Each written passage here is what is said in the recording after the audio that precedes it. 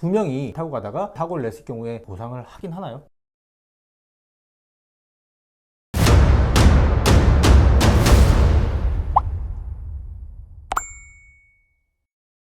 안녕하세요. 보험 전문 기자 김승동 기자입니다. 안녕하세요. 소사무의 양민희입니다. 요즘에 전동 킥보드를 많이 타고 다닙니다. 근데 사실 이 전동 킥보드가 굉장히 위험하거든요. 전동 킥보드 바퀴는 굉장히 작은데 타는 사람의 무게중심은 위에 있어요. 서서 타기 때문에 한번 턱에 걸려서 넘어지거나 부딪히거나 이럴 경우에 굉장히 크게 다칠 확률이 높습니다. 근데 전동 킥보드를 타다가 다쳐서 보험금을 청구하면 보험금을 대부분 거절하거든요. 왜 보험금을 거절하는지, 대응하려면 어떻게 해야 되는지 양민희 소사님 모시고 알아보도록 하겠습니다. 전동 킥보드는 만 16세 이상의 원동기 면허 이상의 소지자만 운행을 할 수 있고요. 인도로 주행하시면 안 돼요. 인도로 주행을 하다가 보행자와 충격 시 시민의 중과실에 들어가서 형사처벌 대상이 됩니다. 보통 다 인도에서 사고가 많이 나더라고요. 그렇죠. 전동 킥보드를 타고 인도를 지나가면 욕하고요. 전동 킥보드를 타고 차도로 지나가면 욕해요. 전동 킥보드가 참 위험한데 편하긴 하거든요. 네. 그러니까 적지 않은 사람들이 이 전동 킥보드를 이용하고 있는 것 같습니다. 타보셨어요? 솔직히 2번 정도 타봤어요. 처음에 나왔을 때 이게 도대체 뭐야? 어떻게 움직이는 거야? 라고 타봤는데 딱 그거 하고 나서 저도 판단한 게 이거 되게 위험하다. 지인들한테 저건 웬만하면 타지 말라고, 되게 위험하다고 라고 말씀을 드리고 다닙니다. 전동 킥보드는 자전거 전용 도로나 도로의 우측 가장자리를 이용해서 주행하셔야 돼요. 전동 킥보드 사고가 나면은 이걸 교통사고라고 생각을 하시고 그렇죠. 대처를 하셔야 돼요. 조금 사고가 나서 경미해가지고 넘겼는데 며칠 지나서 치료를 받아야 되는데 가해자랑 이미 빠이빠이 하고 연락처도 몰라요. 그쵸. 그럼 어떻게 치료를 받으실 거예요? 참 난감하잖아요. 그 반대의 경우도 전동 킥보드를 타고 있었던 가해자도 괜찮을 것 같아요 라고 지나갔는데 나중에 뺑소니를 걸릴 수 있는 거죠. 그쵸. 이제 네. 교통사고에 준하는 후속 조치를 해야 되는데 진짜 도망갔거나 이러면은 뺑소니로 걸려요. 네. 네. 조심하세요. 갑자기 저를 보면서 진지하게 죽지만 안 탄다고요. 전동 킥보드를 타고 가다가 탄 사람이 넘어지거나 해서 본인 스스로 그냥 다쳤어요. 네. 그럴 경우에도 보상을 일단 받아야 될 텐데 어떻게 받을 수 있을까요? 보통 다치면 어떤 보험으로 처리를 할까요?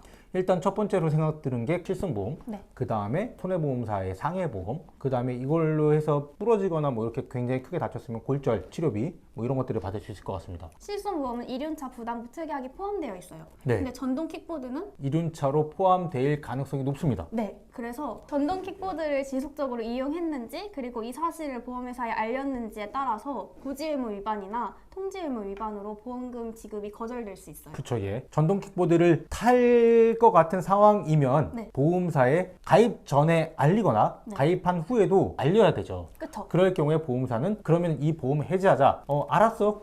별 문제 없으니까 계속 유지할게. 이런 결정을 할 수 있겠죠, 보험사가. 이륜차만 부담부하고 해줄게 이렇게 하겠죠? 네. 네. 통상의 경우는 그렇겠죠. 네, 그래서 출퇴근용 또는 동호회나 취미로 전동 킥보드를 구매한 경우 혹은 공유 전동 킥보드 있잖아요, 길에 있는 거. 네. 그걸 지속적으로 이용할 경우 알려야 되는 거예요. 근데 이제 한 번도 안 타다가 재미삼아서 한번 타봤어요. 네. 일시적으로 한번 타봤는데 그때 운이 안 좋아서 사고가 난 거예요. 네. 그럼 이거는 보상이 가능해요. 이게 굉장히 중요한 말씀이시라고 저는 판단이 되는데 2017년인가요? 라고 기억이 되는데 어떤 보험사에서 이 전동 킥보드를 타고 있다가 다쳤어요. 그래서 굉장히 크게 보험금이 지급이 됐고 이게 법원 판결까지 나온 걸로 알고 있어요. 그래서 이후에 약관에 전부 다 반영이 됐거든요. 전동 킥보드를 탈 경우에 반드시 고지하거나 통지를 해라. 그렇지 않으면 보험금을 지급하지 않겠다라고 약관이 좀 바뀐 걸로 알고 있습니다. 근데 최근에 다시 한번 전동 킥보드 관련해서 법원의 판단이 있었던 걸로 저는 알고 있거든요. 지속적으로 전동 킥보드를 타는 게 아니라면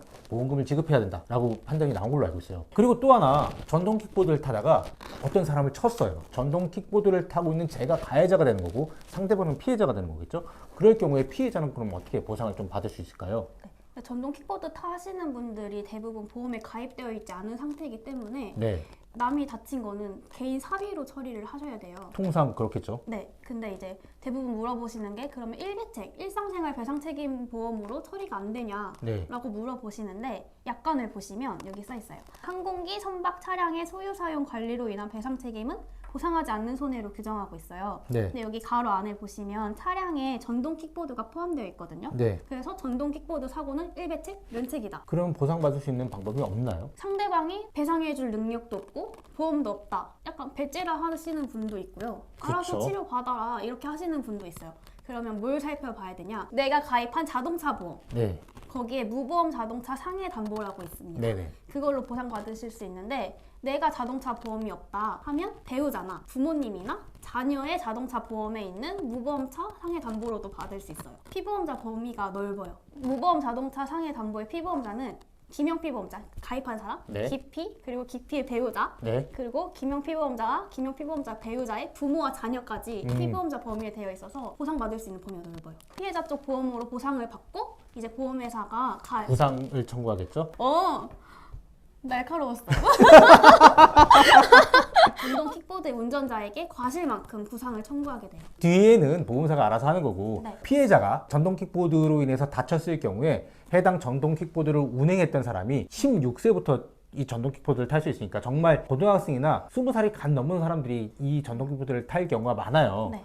그럴 경우에 정말 피해 보상을 제대로 못 하거든요. 그럴 때는 나나 혹은 우리의 가족이 가입되어 있는 자동차 보험 중에서 무보험차 상해보험 담보를 통해서 보상을 대신 받을 수 있습니다. 무보험 자동차 상해 담보는 제 자동차 보험에 2억이 되어 있고 만약에 PD님이 제 배우자라고 하면 PD님 자동차 보험에도 2억이 되어 있어요. 네. 그럼 총 4억이잖아요. 네. 그럼 이 4억 한도로 받을 수 있는 건데 전동 킥보드가 보행자와 충돌할 때 자동차에 충돌한 것보다 피해가 적잖아요. 네, 통상적으로 그럴 것 같습니다. 네, 그래서 한도를 제한하고 있는데요. 이거를 대인보상 원, 책임보험 네. 한도로 규정하고 있어요. 사망 1억 5천, 네. 부상 1급 3천만 원에서 14급 50만 원, 장애 1급 1억 5천에서 14급 1천만 원으로 한도를 정하고 있어요. 전동 킥보드 사고로 인해서 피해가 발생했을 때 네. 보상을 받을 수 있는 게 네. 일반적인 자동차 보험에서 처리하는 대인 무한 이게 아니라 네. 규정이 정해져 있다는 말씀이시군요. 저도 참고적으로 조금 더 드리고 싶은 말씀이 이 자동차 보험 중에서 무보험차 상해 담보 의무적으로 가입하는 담보는 아닙니다. 네. 근데 제가 그 전에 기사를 쓰면서 확인해 봤더니 전체 보험 가입자, 자동차 보험 가입자 중에 약 98% 정도가 이 특약에 가입이 되어 있다고 하더라고요. 거의 대부분이 이 특약을 가입하고 있는 거죠. 그런데 어디서 보상받을지 몰라서 아예 청구조차 안 하는 사람들이 적지 않은 거죠. 가해자 쪽에서 돈을 못 주겠다, 능력이 없다 하시면 고민하지 마시고 내 자동차 보험에 무보험 자동차 상해 담보가 있는지 먼저 확인을 하고 내 자동차 보험에 전화를 해서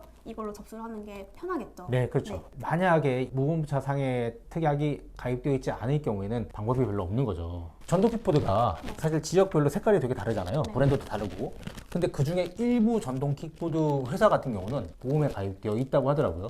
그 보험에 가입되어 있는 전동 킥보드를 탔을 경우에는 어떻게 보상이 되나요? 이제 사고 난 후에 그 업체에 전화를 해서 보험이 가입되어 있는지 확인을 하고 보험 처리를 해달라고 하면 되는데 이제 하나 가져왔어요. 이게 공유 킥보드 직후터 보험인데 네. 보시면 자기 부담금이 있어요. 네. 한 20만 원 정도? 자기 부담금 20만 원이 들더라도 네. 사실 그보다 훨씬 더 많은 피해를 보상해야 되니 20만 원이 그렇게 비싼 금액이 아니다 그렇죠. 라고 하면 되는 거네요. 공유 킥보드가 사실 원동기 면허 이상의 소지자만 운행을 할 수 있는 건데 어플을 보시면 면허를 등록해 주세요 하는데 그 다음에 등록하게 하면 빌릴 수 있거든요. 아, 예. 네, 그래가지고 문제가 많은 거예요. 사고도 많이 나고. 근데 이거를 업체를 처벌할 법적 근거가 없다고 해요. 제일 중요한 건 안전하게 운행을 해서 사고가 안 나는 게 제일 중요하겠죠. 그렇죠, 예. 일단 헬멧이랑 보호 장비를 착용하시고 음주, 뺑소니, 무면허 안 되고요. 우측으로 운행을 하셔야 되고요. 제일 위험해 보이는 게 길에서 2명 이상 탑승하는 거. 맞습니다. 저 3명까지 봤어요. 그런 거 조심하셨으면 좋겠어요. 만약에 그럴 경우에, 그러니까 예를 들어서 2명이 이 전동 킥보드를 타고 가다가 어떤 사고를 냈을 경우에 보험에서는 보상을 하긴 하나요? 아니요. 전혀 안 되는 건가요? 네. 왜냐면 운행 규칙을 어겼기 그쵸. 때문이로. 오늘 전동 킥보드 관련해서 어떻게 보상을 받을 수 있는지 피해자의 경우와 가해자의 경우를 나눠서 좀 알아봤습니다. 이상으로 좋은 말씀 해주셔서 감사합니다.